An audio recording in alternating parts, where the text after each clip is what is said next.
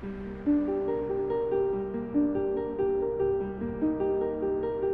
it's our great pleasure and privilege to welcome you to Revival Culture 2015. What a great time we're going to have together.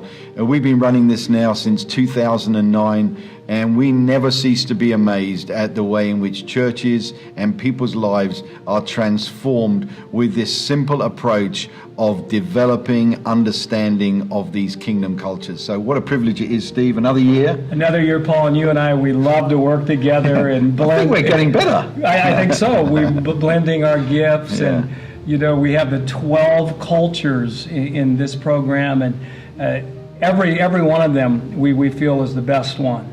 Of course. We start with family, and I know that you have a passion for that, the goodness of God.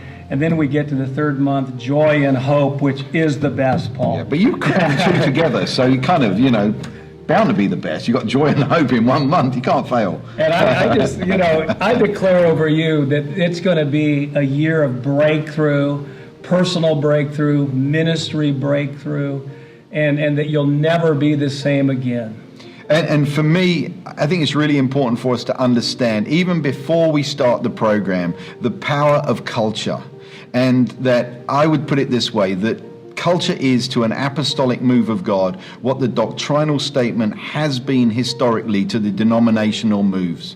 And in other words, this is really the sign of the apostolic, of bringing heaven's culture to earth. And it's such a privilege as we get the stories of people who are seeing the culture of the goodness of God, not just in church. I have a friend who's a doctor, and he started introducing good news into the culture of every management meeting in the hospital. It didn't have to have Christianity attached, just good news. Mrs. Jones went home early, or so-and-so recovered more quickly than they thought from surgery. It's focusing on the good news, and it will change the culture.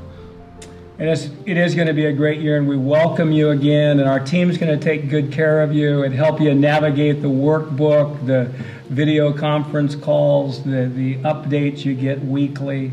And I know it'd be a great idea for you to put in your calendar the dates for the video conference calls, because that's such an important part of the program. Paul and I, we have leaders from Bethel Church that come on those calls to just encourage you and just give you insight on each culture. Yeah, come to those conference calls ready as well. Come with the testimony, come with the questions about that theme. We'd really love you to interact. We don't want it to all be about us talking. So come ready, come with the story, come with what God's doing, or come with the question, come with the challenge, and let's just share together in this great adventure that we're on. And one of the other things you might not realize it, but basically we gave you your preaching for 12 months if you want to run with it. You can take each of these themes month by month, and they can actually become part of your teaching. They can become the themes in your home groups or your small groups, and we've got the Revival Culture Handbook that goes with that.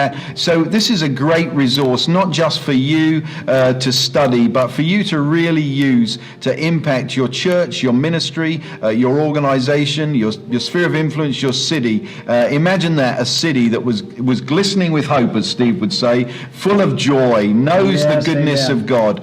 A relational government, is generous, understands its prophetic destiny. What an incredible picture that is, that our cities could be fully alive because these cultures have come from heaven and invaded everywhere we touch. It's going to be a great year, Paul. It is, yeah. Thanks for joining us. Thanks for trusting us. And we won't let you down. It's going to be a really great year.